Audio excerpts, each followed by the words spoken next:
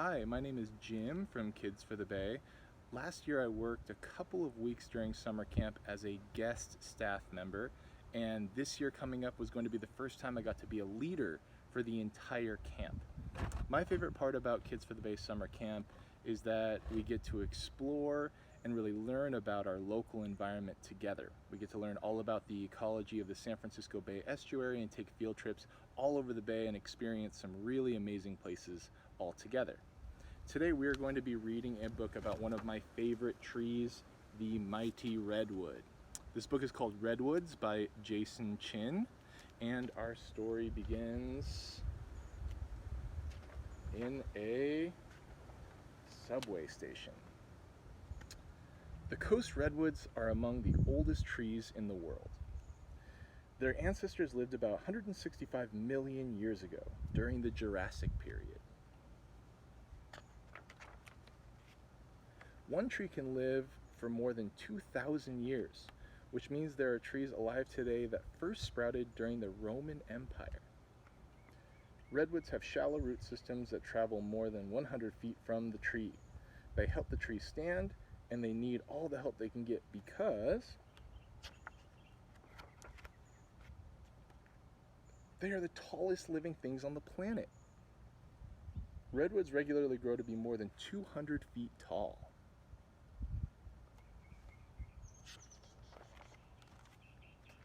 A redwood trunk can be 29 feet in diameter at its base.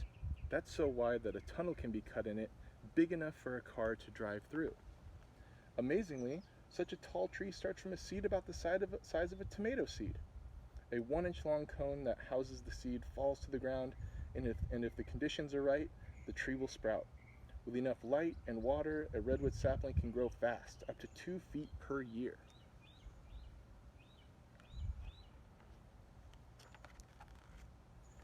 Redwoods also grow from other redwoods. When a tree falls or is cut down, new trees can sprout from big round masses along its trunk, called burls. Often several trees will grow from burls on one stump. If you see a ring of redwoods in the forest, they probably all sprouted from the same stump. One reason that redwoods are able to live for so long and grow to be so tall is that they are very good at defending themselves. Their wood contains a lot of tannin, a chemical that protects them from fungal infections and insect infestations. Redwoods are also well suited to live through fire.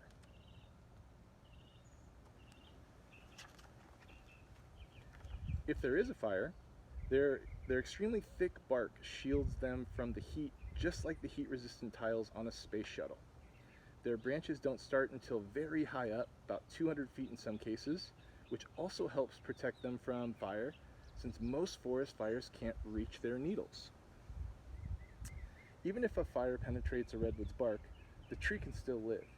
In some cases, a huge portion of the center of the trunk has been burned out, but the tree keeps on growing.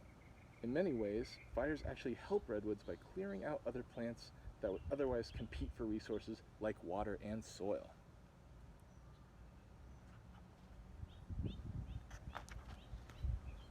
Coast redwoods need a lot of water to grow as tall as they do. And the area in Northern California where they live is perfect. It's a rainforest.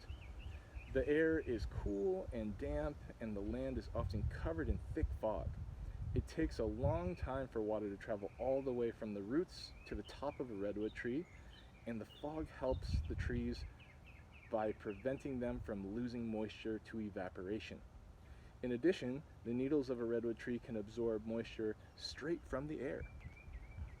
In the summer, when there is much less rainfall, redwoods have an ingenious way of collecting water. They make their own rain. When the fog rolls in, it condenses on the redwood's needles, and whatever moisture isn't absorbed then falls to the ground to be soaked up by the tree's roots. Other plants that live at the base of a redwood tree use this artificial rain as well. So not only do the redwoods water themselves, they water all the plants around them.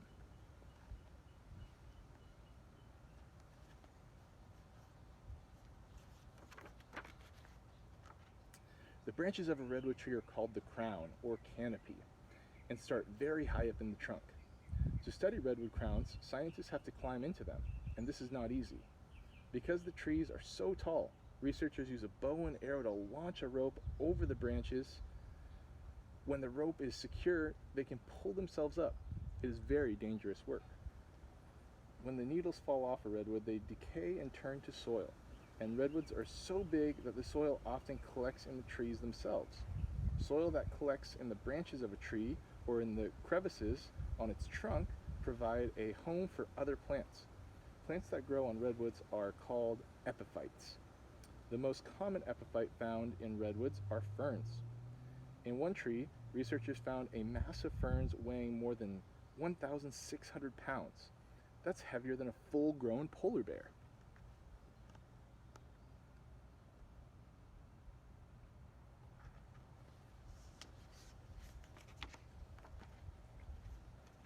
Ferns are not the only plants that make their home in redwoods. Mosses, fungi, bushes, and even trees grow in the redwood canopy. Researchers have found a wide variety of trees high above the ground, including hemlocks, spruces, firs, oaks, and California bays. In one redwood, researchers found a California bay tree growing out of a knothole over 300 feet from the ground. In addition to plant life, scientists have found many animals living in the redwood canopy, including flying squirrels, beetles, earthworms, centipedes, spiders, salamanders, and yellow banana slugs. Some animals, like red tree voles, live their whole lives in the treetops and never see the ground.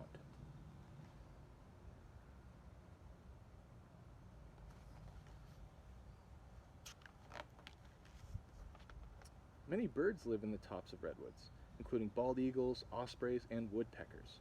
The marbled murrelet and the northern spotted owl live almost exclusively in the oldest redwood trees and are both endangered species.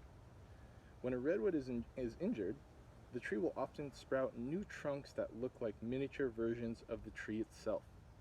If a branch is damaged, a new trunk will grow straight up from the top of the damaged branch. Sometimes more than one new trunk will sprout. Researchers found one tree with more than 200 reiterated trunks in it. There was a forest of redwoods growing atop a single tree.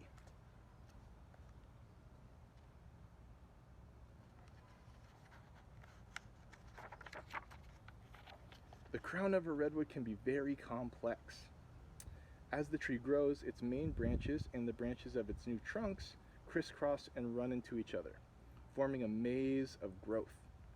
The crown can become so dense that from its interior you can't see the ground or the sky. Researchers have even gotten lost while exploring the crown. The largest of all redwoods are in a class of their own called titans. For a long time, the record holder for the tallest tree in the world was Stratosphere Giant, measuring a whopping 370 feet.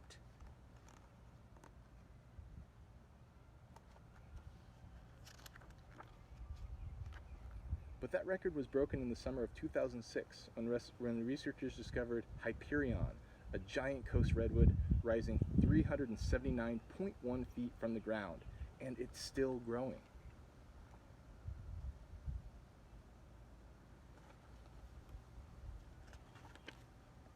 That's 6 stories taller than the Statue of Liberty.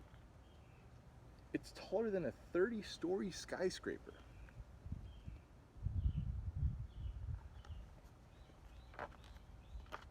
It's so tall that if we introduced it to a city skyline, it would fit right in.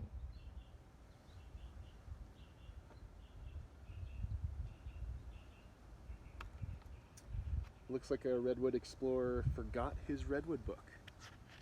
And someone else, another scientist, young environmental scientist, picked it up.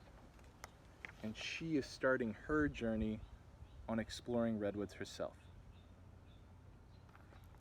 Okay, thank you so much for joining me during summer camp story time of Redwoods by Jason Chin.